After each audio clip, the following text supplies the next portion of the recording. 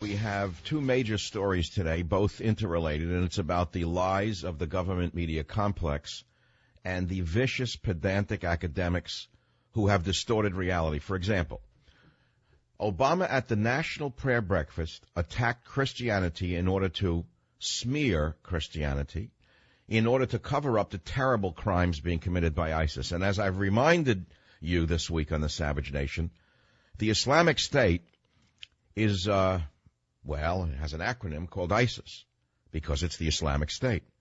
And it's not crisis. It's not the Christian state that is burying people alive, raping women, forcibly converting them. It is not the Jewish state that is committing atrocities and genocide, so it's not ISIS. It is not the Buddhist state that is committing atrocities, and that's why it's not ISIS. Nor is it the Hindu state that is committing atrocities the world has not seen since Genghis Khan and Adolf Hitler. No, it's ISIS because it is in the name of Islam that it's being done. Why a president of a predominantly Christian nation would get up and smear Christianity is not difficult to understand when you've studied this pathological liar, as I have for these many years. He is not Neville Chamberlain. He's something far worse. And we'll play that soundbite for you for a moment. But there's another major story, and I've warned you about beware the government media complex since 1998. I've warned you that they're all liars. I've warned you over and over again.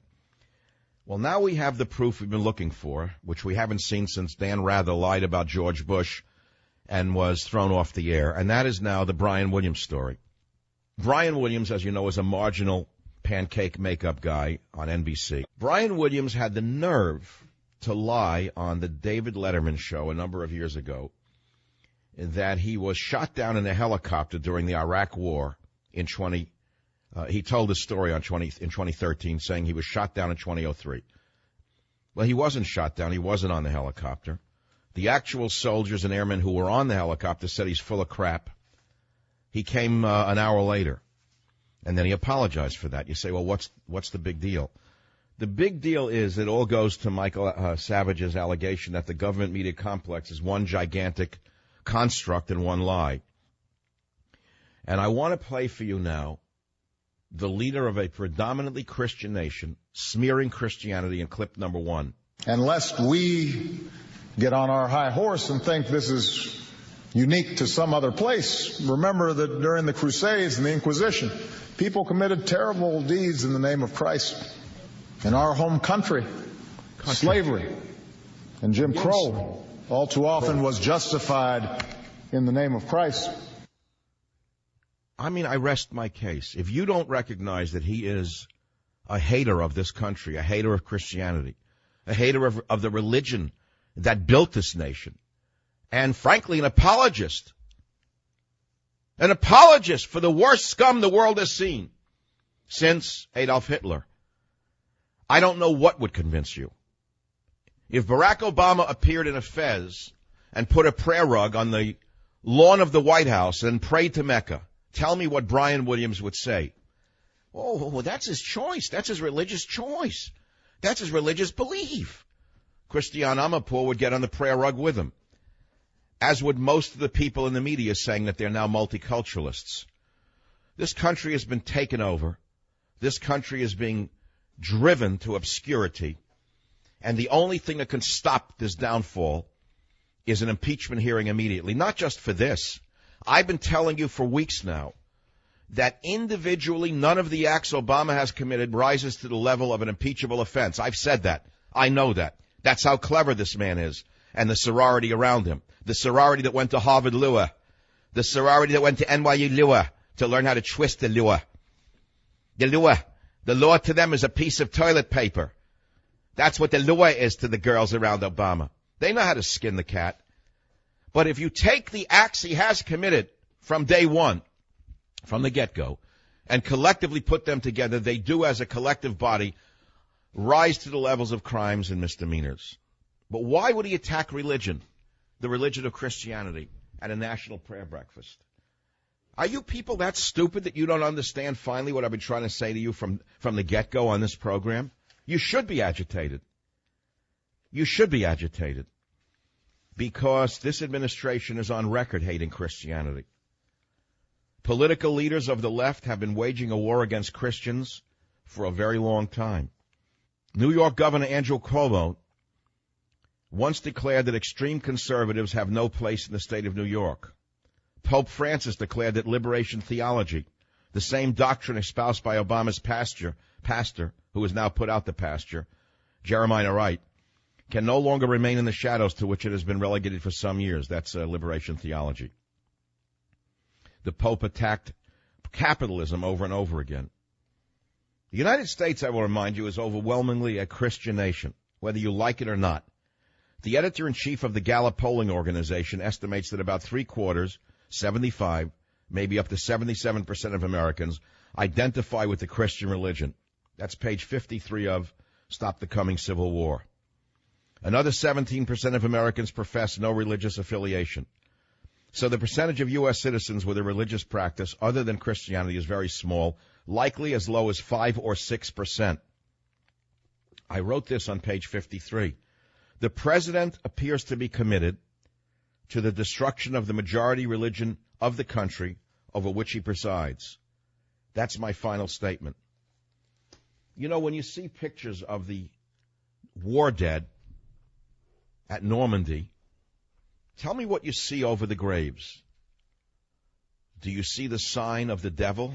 Do you see the sign of Buddhism, Hinduism, Judaism, Islam?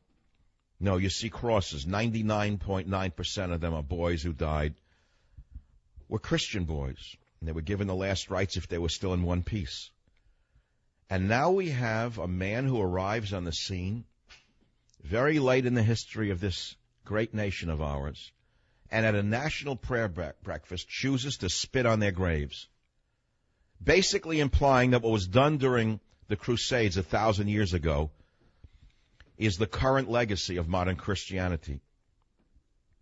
I could give you a history of the Crusades, and of course tell you that what is known as the Christian Crusades were actually the counter-crusades of Christians taking back land that was stolen by the Muslims. But you wouldn't understand that if you went to an average liberal arts college. All you know is crusades were Christian and they were bad.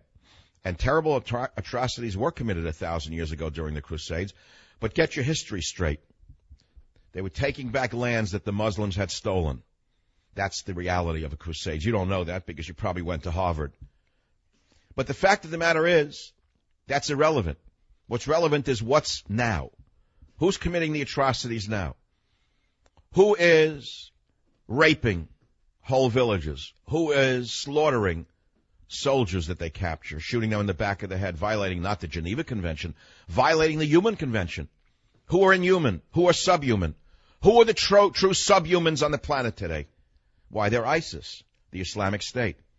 Not Crisis, not JISIS, not BISIS, not HISIS, but ISIS. And yet we have a man who calls himself president, who gets up at a national prayer breakfast and smears the religion that permitted a marginal lying character like himself to become president because the good Christians of America felt that they were not good enough to black people. And so many good Christian liberals voted for him out of guilt. Yes, that's right. It was the Christian whites who elected Obama. They're the ones who put him over the finish line. Not the first time alone, but the second time as well. Guilty white liberals. And take a look at how we rewarded them and thanked them. So you say, well, what's the good of knowing this? Why are you talking about it? Well, what do you want me to talk about? A deflated football? I can't talk about deflated footballs when we have a deflated nation. The air is going out of this country so rapidly, I don't know if we can survive. And the only thing that can save us is an immediate impeachment hearing. As I said, not based on this alone, because this is not a crime. This is just a big lie. This is something that Goebbels would have cooked up for Adolf Hitler. Goebbels would have cooked this up for Hitler if he wanted to smear Christianity in his time. Who wrote this speech for Obama? You see, this rhetoric about the Crusades and all religions committed crimes in the name of their religion comes right out of the universities of today. But it gets even worse, by the way. Listen to clip number 3. The Torah says, love thy neighbor as yourself. In Islam, there's a hadith that states, none of you truly believes until he loves for his brother what he loves for himself. Really? The Holy Bible tells us to put on love, which binds everything together in perfect harmony. Put on love. Whatever our beliefs, whatever our traditions, we must seek to be instruments of peace and bringing light where there is darkness and sowing love where there is hatred. Well, that's nice. Did you know about that hadith from Islam? Is that what ISIL is practicing? Love thy neighbor as thyself? Well, you could say raping your neighbor is sort of going along with that, Robert, couldn't you? Maybe I'm misinterpreting the raping of children in Iraq and selling them into sex slavery by ISIS. Perhaps that's what that hadith means, love thy neighbor as thyself. I'm sorry. I apologize. That's right. I didn't see it in the bigger context. That's a sort of love, isn't it? Capturing a village and raping the women, killing their men. That's in the name of love, isn't it? We are witnessing genocide occurring right in front of our eyes. We are witnessing another form of genocide occurring right in front of our eyes. Obama is practicing Christophobia. We hear about Islamophobia on a regular basis, but no, what we really see is Christophobia, which is a phrase I coined about 10 years ago in one of my previous writings. And Obama is the number one Christophobe in the United States of America. For some reason, he has a desperate need to smear this religion that has permitted a marginal, shady character like himself to rise to the highest office in the world. It's hard to believe that he would say a thing like that. I want you to listen to it once again so you know what we're talking about. I don't care who you are. I don't care what your religion is. I want you to ask yourself, not me, and don't even call on this. Is it appropriate for the president of a predominantly Christian nation to smear the religion of the nation for deeds that were committed 1,000 years ago? Listen to clip 1. I want to offer a special welcome to a good friend, His Holiness, the Dalai Lama, who is a powerful example of what it means to practice compassion and who inspires us to speak up for the freedom and dignity of all human beings. We see faith driving us to do right, but we also see faith being twisted and distorted, used as a wedge, or worse, sometimes used as a weapon. From a school in Pakistan to the streets of Paris, we have seen violence and terror perpetrated by those who profess to stand up for faith. Their What faith. faith? What Profess faith? to stand up for Islam, but in fact are betraying it. We see ISIL, a brutal, vicious death cult that, in the name of religion, carries out unspeakable acts of barbarism, Islamic terrorizing State. religious minorities like the Yazidis, subjecting women to And the rape Christians as a weapon of war, and claiming the mantle of religious authority for such actions. It's beyond comprehension how far he will go to cover up the genocide being committed by ISIL, how far he will go to avoid saying Christians' churches are being burned and they're being driven out of the Holy Land. It is astonishing that every church in the land has not risen up in anger against this man who is acting very much like the Antichrist that we read about in the Bible. Tell me what the Antichrist would be doing if he did arise in this land. Could he be doing any more at this stage of this nation than this one is doing? And lest we get on our high horse and think this is unique to some other place, remember that during the Crusades and the Inquisition, people committed terrible deeds in the name of Christ. In our home country, slavery and Jim Crow all too often was justified in the name of Christ. You know, this is the kind of stuff that a radical street preacher in a communist leftist church would be saying. He's repeating the same rhetoric that you would have heard from his preacher, Jeremiah Wright. We warned you about it when he was running the first time. You looked the other way. We said he's not fit to be president. You said we were racists. You said everything under the sun. You didn't believe us. Now it comes home to roost. He takes the crimes committed against humanity by ISIL, the Islamic State, and he tries to cover them up by talking about 1,000 years ago crusades against Muslims, counter crusades really, and what was done during the crusades in the year 1100. Instead of talking about the crimes being committed today, the genocide, the rapes, the murders, the slavery. And then he brings up, he wouldn't be complete without throwing in slavery and Jim Crow. He had to bring up slavery and Jim Crow in order to complete the lessons he learned in the pews of Jeremiah Wright. I mean, this is right out of Jeremiah Wright's church. We warned you that he sat there with Michelle for 20 straight years, taking it in, absorbing it all, and now spitting it back out at us. And, you know, see, it's all coming out of him now. Obama is nakedly revealing his pathologies, or I could put it another way, which is that his pathologies are coming out of him. His pathologies are coming out of him. They're pouring out of him. He feels he can't be elected again, so he's letting his pathologies show. Now we go to Brian Williams, not equivalent to Obama in any way, but in many ways worse than Obama. He's gotten away with the big lie. For so long, he started to think he could just say he was a war hero, and people would buy it. So he went on to that other goofball show, David Letterman. I swear to God, I've not watched one show of his in my entire life. Of course I know who he is. I'd be lying if I said otherwise. I never found him of any interest to me whatsoever. He just looked like another ordinary, guy at night who has no talent and has a laugh factory behind him.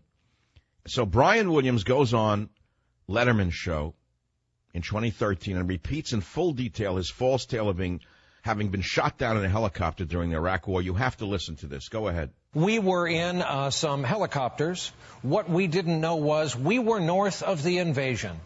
We were the northernmost Americans in Iraq. We were going to drop some bridge portions across the Euphrates so the 3rd Infantry could cross on them. 2 of our 4 helicopters were hit by ground fire, including the one I was in. No kidding. RPG and AK-47. What altitude were you hit at? We were only at 100 feet doing 100 forward knots because we had these massive pieces of bridge beneath us on slings. What happens the minute everybody realizes you've been hit? We figure out how to land safely, and we did. We landed very quickly and hard, and we put down, and we were stuck. 4 birds in the middle of the desert, and we were north out ahead of the other Americans. Oh, my. And so, Len, as a guy, as a journalist, what do you think? This is a great position to be in, or holy crap, I got to get out of here? More toward the holy crap.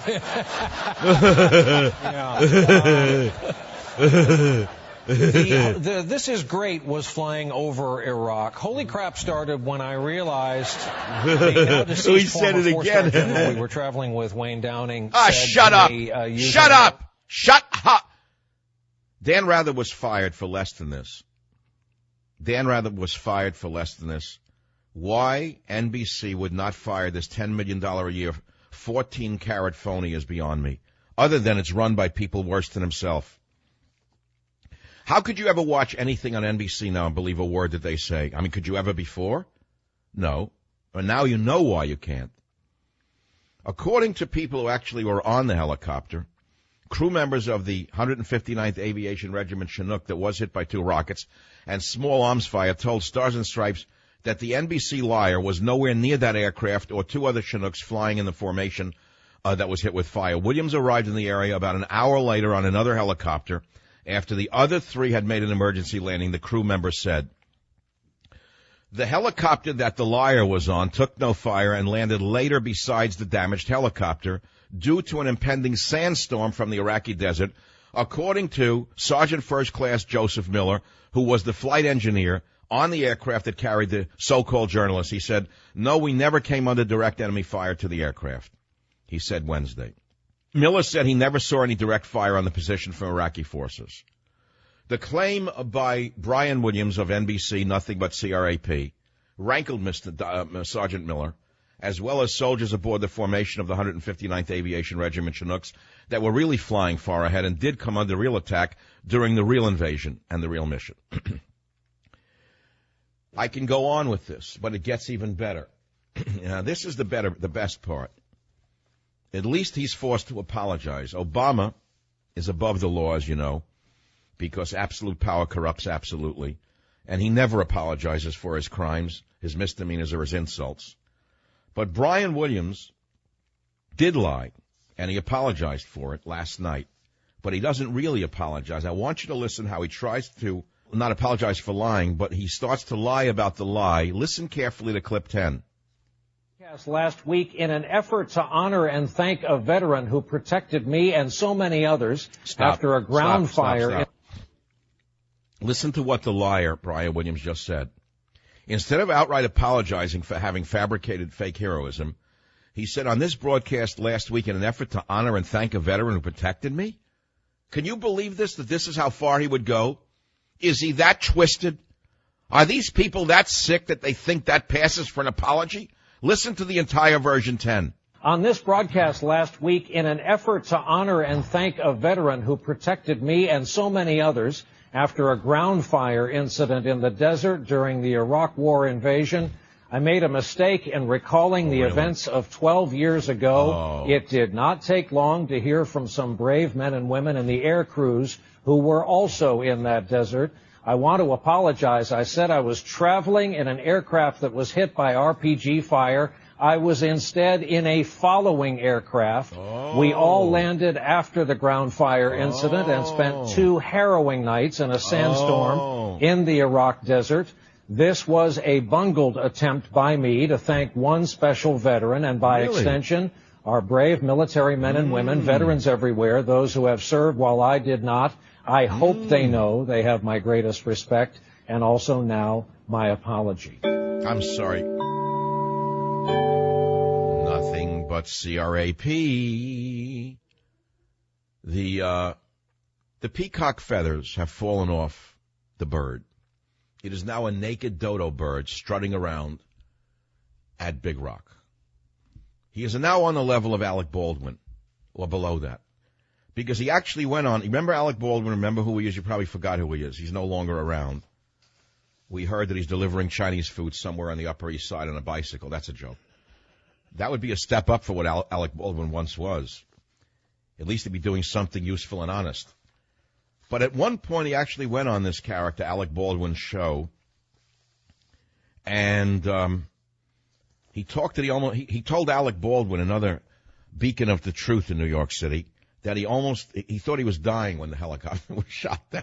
Listen to clip 9 from courtesy of Daily Caller. I guess I do say to myself and to others, yes, I can. I've got this. I don't know where that unbridled confidence came from. And I've done some ridiculously stupid things under that banner, like being in a helicopter I had no business being in Iraq with rounds coming into the airframe.